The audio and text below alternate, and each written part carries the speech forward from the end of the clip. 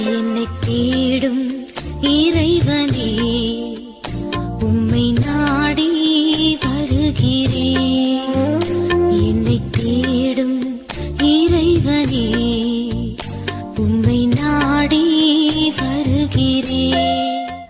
இன்றைய தியானத்தின் தலைப்பு எளியவருக்கு நீதி. வாசிக்க வேண்டிய திருமறை பகுதி நெகேமியா 5ஆம் அதிகாரம் வசனங்கள் 1 முதல் 13 வரை. எளியவருக்கு நீதி.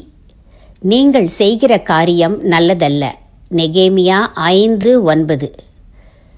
நெகேமியா சிறைப்பட்டு போன நாட்டிலே அரசனுக்கு பான பாத்திரக்காரனாயிருந்தார். எருசலேமின் இடிபட்டு கிடந்த அலங்கத்தை மீண்டும் கட்டுவதற்காக அரசு அனுமதியுடன் வந்தார்.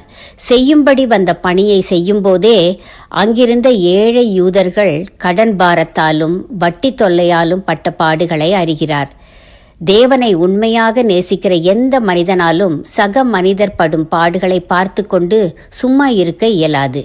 நெகேமியாவின் நேர்மையையும் ஏழைகள் மீதுள்ள கரிசனையையும் கண்ட மக்கள் அவரிடம் வந்து கூக்குரலிட்டு முறையிடுகின்றனர். நாங்கள் சாப்பிட்டு பிழைப்பதற்காக தானியங்களை கடனாக வாங்கினோம். எங்கள் நிலங்களையும் திராட்சை தோட்டங்களையும் வீடுகளையும் அடமானமாக வைத்து விட்டோம். ராஜாவுக்கு தீர்வை செலுத்துவதற்காக கூட கடன் வாங்க வேண்டியதாயிற்று. எங்கள் குமாரரையும் குமாரத்திகளையும் அடிமைகளாக விற்று போட வேண்டியதாயிற்று. அவர்களை மீட்க எங்களுக்கு வழி தெரியவில்லை என்று மக்கள் முறையிடுகின்றனர். இதை கேட்ட நெகேமியாவின் இளகிய மனம் உருகிற்று. உள்ளத்தில் தார்மீக கோபம் பொங்கிற்று. தனக்கிருந்த அதிகாரத்தையும் செல்வாக்கையும் மக்கள் துயர்போக்க பயன்படுத்தினார். மேலும் பெரும் செல்வந்தர்களையும் பிரபுக்களையும் கடிந்து கொண்டார். ஏற்கனவே புறஜாதியாருக்கு யூதர்கள் அடிமைகளாக விற்கப்பட்டிருக்கின்றனர். அவர்களை மற்ற யூதர்கள் தங்கள் சக்திக்கேற்ப பணம் கொடுத்து மீட்டிருக்கின்றனர்.